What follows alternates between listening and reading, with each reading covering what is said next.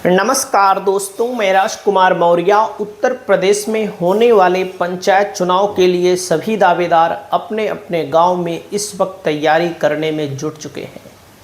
इस वीडियो में आप सभी साथियों को मैं बताने जा रहा हूं, उत्तर प्रदेश में पंचायत चुनाव में आपके गांव में कौन सी सीट आ सकती है, आरक्षण का नियम क्या कहता है। पूरी वीडियो को आप लोग देखिए।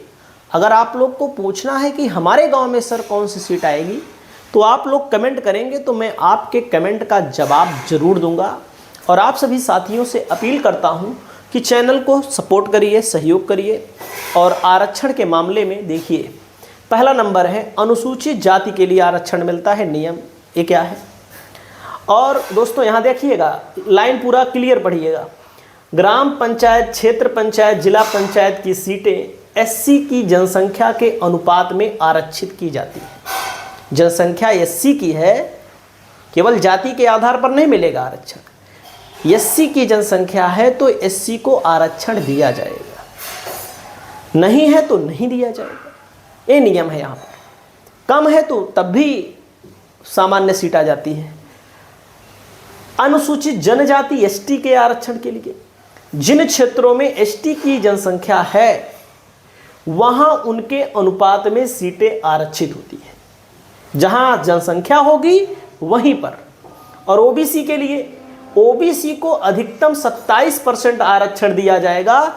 इनकी जनसंख्या से कम है तो मतलब है, ज़्यादा है तो कोई मतलब नहीं। ज़्यादा है तब भी 27%, कम है तो कम। महिलाओं को यूपी में 33%, अन्य राज्यों में 50% दिया जाता है। क्षैतिज महिला आरक्षण सभी वर्गों में लागू होता है। क्षैतिज मतलब इसमें भी रहेगा महिला, इसमें भी, एससी में रहेगा, एसटी में, सामान्य में, सब में रहेगा, ओबीसी में, हर जगह रहेगा। आरक्षण का रोटेशन, चक्रानुक्रम मतलब होता है भैया बदलता रहना। उसको हम समझा रहे हैं भी लिख के आपको। जनसंख्या के आधार का निर्धारण होता है। 2011 में जनसंख्या हुई थी, 21 में होनी चाहिए थी, लेकिन अब 2026-27 में जनसंख्या होने जा रही है। तो एक अनुमान ये भी लोग लगा रहे हैं कि हो सकता है चुनाव लेट हो जाए। अब इस पर सरकार के लोगों का कहना है कि समय पर होगा तो उनकी बात मानते हैं, नहीं होगा तो देखा जाएगा। एक पद पर लगातार एक ही आरक्षण नहीं रहेगा, मतलब कि किसी पंचायत में एक ही पद, जैसे ग्राम प्रधान, लगातार 2 बार एक ही वर्ग के लिए आरक्षित नहीं रहेगा। कुल आरक्षण की सीमा एससी, एसटी, ओबीसी 50% से अधिक नहीं होना चाहिए, महिला को छोड़कर। राज्य सरकार की अधिसूचना जरूरी है आरक्षण के लिए। देखो, निर्वाचन आयोग की तैयारी चल रही है, राज्य सरकार की अधिसूचना अभी नहीं आई है, तो इसीलिए लोग अनुमान लगा रहे हैं कि लेट होगा। कुछ लोग कह रहे हैं 2021 के आधार पर ही हो जाएगा। हम कह रहे हैं कि 21 के आधार पर हो जाना है, तब भी अभी तक कोई बहुत ठोस कदम नहीं उठाए गए हैं। दोस्तों, सुप्रीम कोर्ट का नियम है कि ट्रिपल टेस्ट कराना होगा। ट्रिपल टेस्ट का मतलब होता है कि पिछड़े वर्ग को जो आरक्षण तभी दिया जाएगा जब राज्य सरकार 3 शर्तों को पूरा करे। पहला नाम है पिछड़ेपन की पहचान के लिए आयोग बनाया जाएगा, जिसका नाम है पिछड़ा वर्ग आयोग, समर्पित पिछड़ा वर्ग आयोग, जो अभी तक नहीं बना है। अगर नहीं बना है तो चुनाव लेट होने के संकेत इसी से मिल रहे हैं। और इसके लिए बाकायदा कैबिनेट मंत्रियों की बैठक बुलाई जाती है, उसमें मुहर लगती है।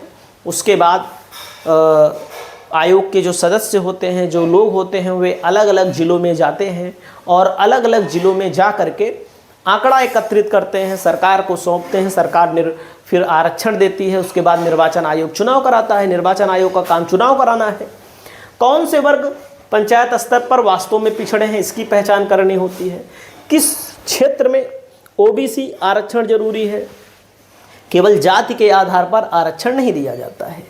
तो स्थानीय निकाय के अनुसार आंकड़े भी एकत्रित किए जाते हैं, जैसे गांव के, ब्लॉक के, जिला पंचायत के हिसाब से आंकड़ा एकत्रित किया जाता है।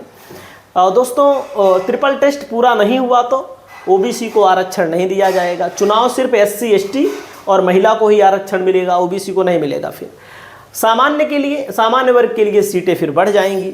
सामाजिक न्याय उद्देश्य होता है इसका, संविधान की भावना को लागू करना उद्देश्य है।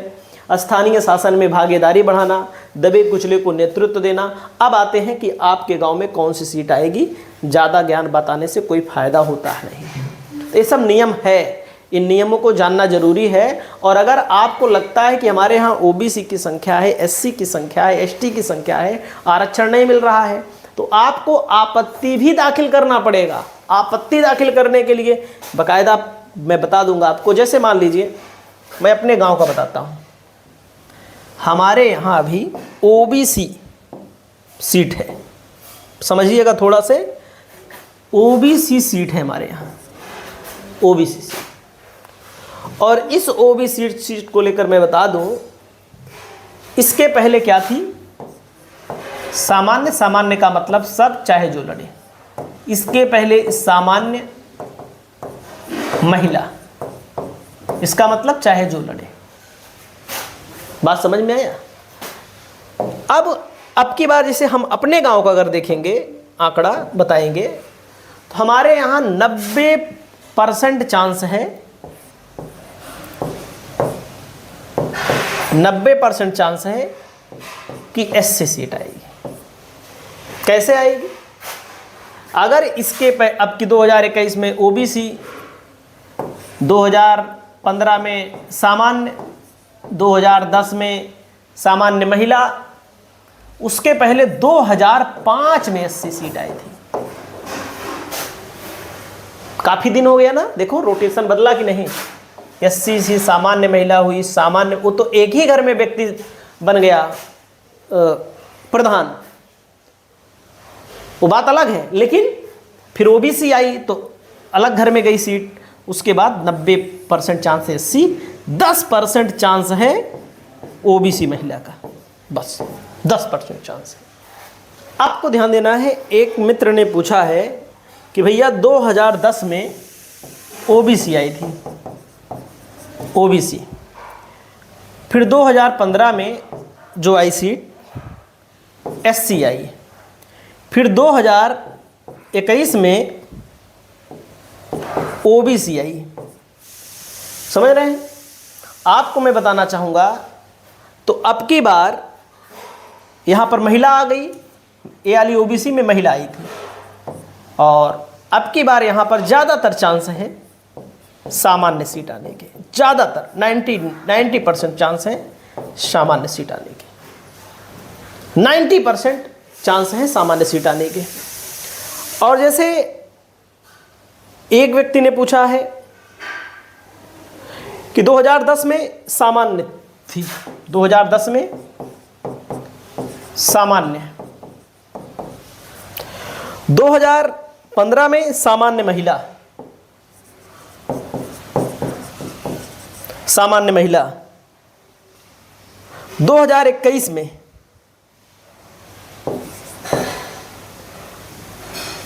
एससी। तो दोस्तों यहाँ पर अगर ओबीसी के आने के चांस 90% है, 90% से ज़्यादा है ओबीसी सीट आने के। और एक उत्तर बता देते हैं, लोग जो पूछे हैं उसी में से बता दे रहे हैं, बाकी आपको जो कहना है कह सकते हैं, पूछ सकते हैं। और एक लोग पूछ रहे हैं 2010 में सामान्य, दूसरे 2015 में सामान्य महिला, फिर सामान्य पुरुष आ गई, 2025 में क्या होगा? तो इसका मतलब भैया 2010 में भी सामान्य, 2015 में भी सामान्य, 2021 में भी सामान्य। तो आपत्ति लगाओ अगर सीट नहीं बदलती है। तो दोस्तों एक लोग पूछते हैं